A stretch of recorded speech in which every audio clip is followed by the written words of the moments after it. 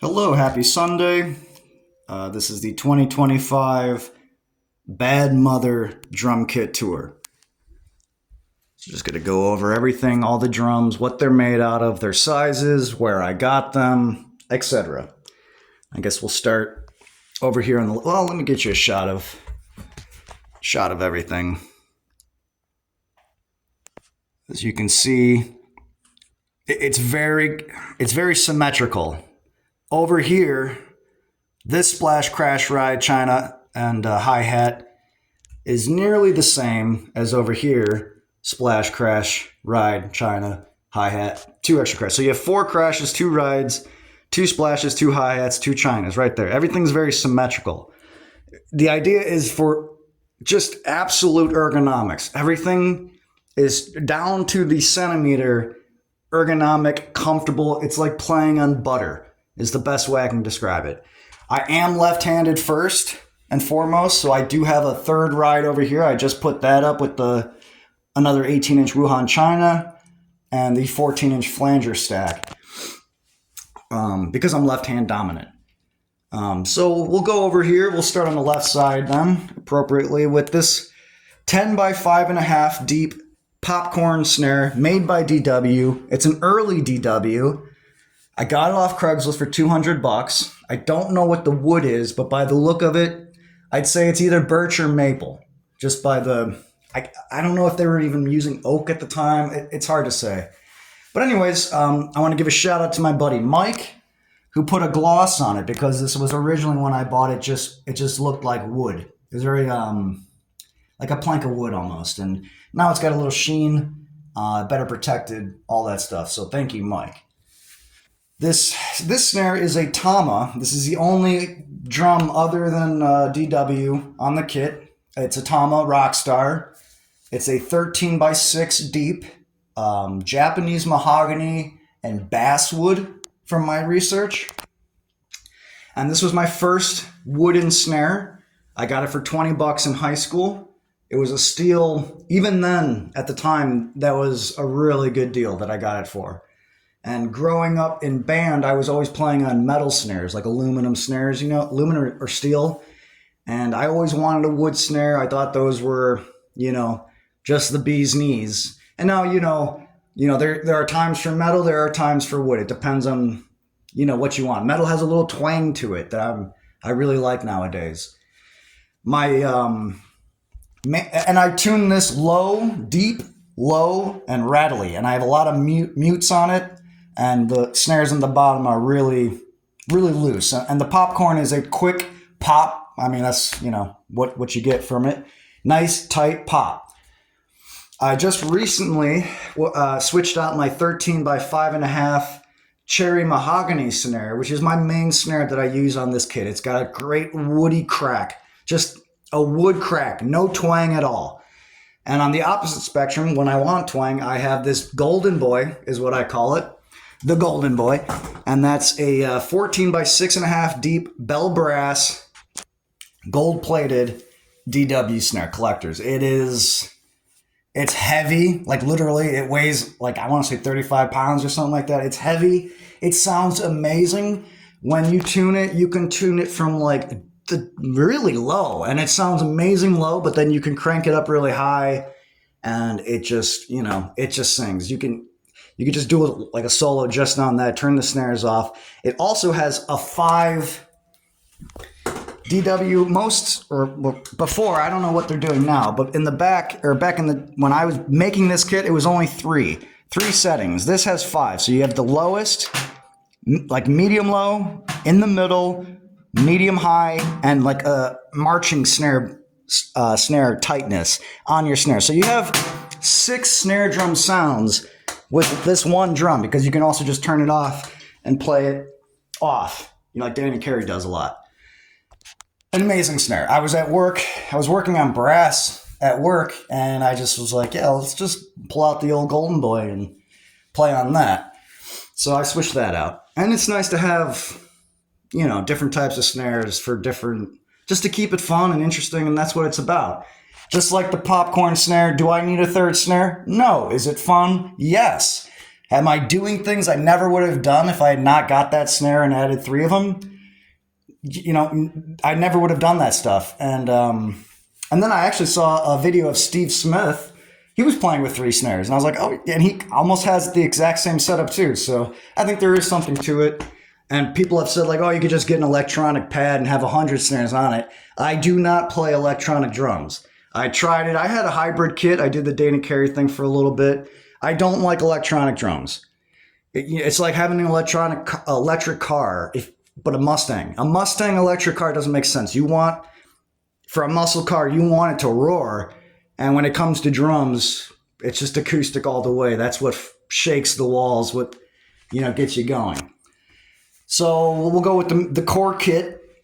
The toms are all made of maple. And I picked maple because I think tonally it sings the most for toms. I mix the mahogany or the purple heart or the cherry for the bass drums and snare for either low end or crack, depending on what you're doing. So it's first tom is an 8x7, and that's an X wrap. If you look into DW, they can do vertical grains or horizontal grains, or they can do diagonal grains to make the natural tone of the drum lower. And so it goes X, VLT, VLT, X, VLX, and then the bass drums are always like VLHX or something like that, and how they make their drums, which is cool that they let you customize it, because a lot of the times the 8-inch tom is way too high. So it goes like bing, boom, boom. It's a much more flowing, natural descendant of tone and sound. So it's 8x7, 10x8, 12x8, 14x12, and 16x14. And this was the original bass drum. It's a 20x16 maple mahogany. And this, let me tell you, is a cannon. It is an absolute beast. And I bought a Lux leather hoop for it. So if I didn't want to damage the hoop that I had, and I'm thinking, well, either one day I might make like a mirror or picture frame out of it or something, or just to have a little cushion. So you're not like, rim shots damaging the rim. 6 and 8 rototoms, wind chimes, obviously. I think those are Tree Works. And then what else? Okay, and then I'll get into the cymbals. Oh, DW pedals, Iron Cobra hi-hat pedal. I just like Iron Cobra hi-hats more than the DW hi-hat. And I also thought it held on the grasp or on the clamp more on top. So over here we have an 18-inch Wuhan. We have a 20-inch Rock Ride that I got off Craigslist. So it's probably older than me. And on the bottom of it, on the back side, I have a mute. So if you get mutes, you can put them towards the bell, and it doesn't do a lot. Or you put the mute towards the rim, and it really dries the sound out. So that's almost like a very just distinct plank, like a plank of metal type sound. We have the 14-inch Swiss Flanger by Paiste. Tambourine, which I will switch out for that stack sometimes, or, just to keep it interesting. Main hi-hat is a custom A top with a custom K bottom. And that mix, it just sounds really, really nice to me. I think I just tried it one day and probably never switch from it. And then over here is the custom K on top with the custom A on bottom. We have a 16-inch custom K Dark Crash, 16-inch ZXT China, 22-inch Omni Ride. I am left-handed, so having that like right in front is very nice and convenient. We have a custom K, two 18-inch crashes, custom K, and Paiste, an 18-inch prototype, which I got off Craigslist for a really good price. We have a trash former, a 10-inch trash former. We have a 10-inch Armand Splash, which I don't think Zildjian makes anymore. And that one I also got on Craigslist. Armand Splash. Then we have a 20-inch custom Dark Ride. My main China is a 16-inch Oriental. Then we have the hi-hat, the custom K with the custom A bottom. And then we have this Sabian Explosion 15-inch that I got in like a drum off competition I won. I never would ever play a 15-inch cymbal before, but I love it. And as like your final, like if you're doing like a fill, most guys have like giant crashes over here on their right side. I don't know why, but I just love having a small, accent over there. And yes, my drums are smaller. I am a smaller guy. I am all about ergonomics, so it's all about like my body size. So if you're Danny Carey, you're not gonna like my kit, because the guy's a giant. Oh, and I forgot the bass drum. The bass drum is a 18 by 15 deep Purple Heart and mahogany, and I just had that made recently. That's why I got the gong drum over here now. But yeah, I like small bass drums. I like small drums. I don't think having a super deep drum does anything. In fact, there's plenty of evidence to say it just kills the sound. There's more room for the air to move through the drum before it escapes. So, like people got those, like their second deep snare is like 8 inches deep or whatever.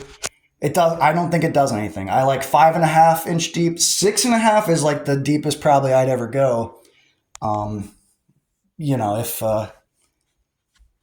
I was ever getting another snare. And then so over here, I'll show you my other snares.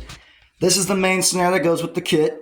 It is a mahogany and cherry, 13 by 5.5, and I prefer 5.5. Honestly, that is, I think that's like the snare size, 5.5 inch deep. It's 13 inches because I like 13-inch drums. Again, I like smaller drums. This is the 13 by 6.5 inch deep Purple Heart. I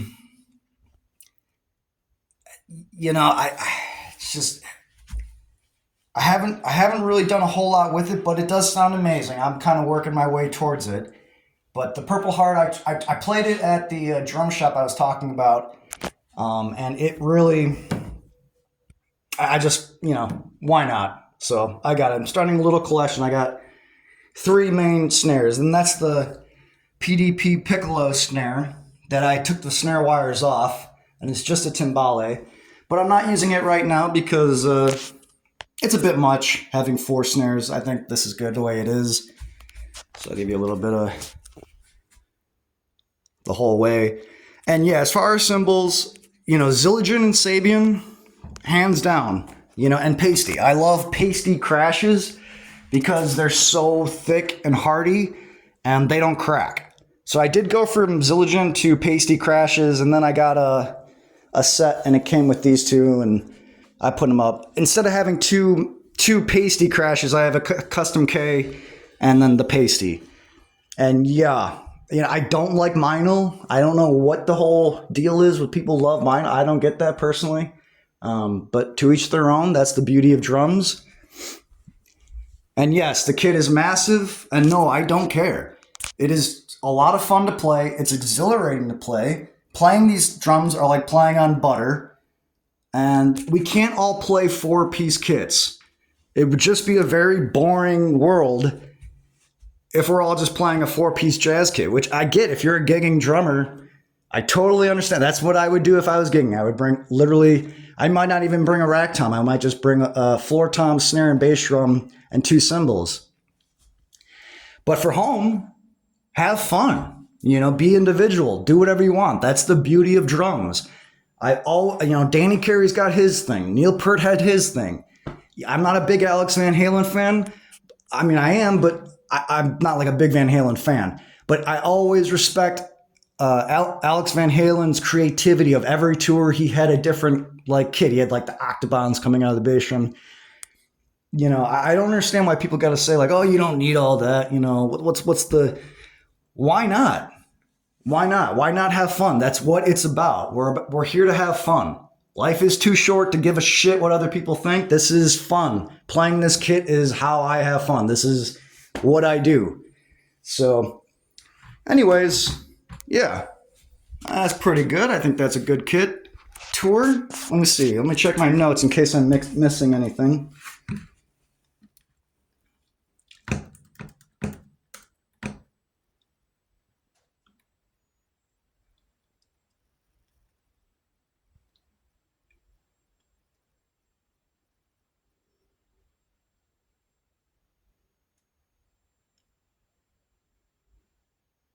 yeah, that's pretty much it. Sorry about this. This is like my 5th take trying to take this freaking tour kit video. But yeah, pretty much as a kid, I played a $100 drum set with cracked cymbals and dented in heads, and I had no money to change anything. I could barely get sticks. And now I'm playing on something like this. Dream come true. It wasn't even a dream. It's past a dream. This is even better than my wildest dreams as a kid. So, you know, all right. So and then I got a wood block over there, but I changed that out with a cowbell and all that stuff. So anyways, have a good day. Have a good year, 2025. No more fucking Biden. Trump. Here we go. Let's go.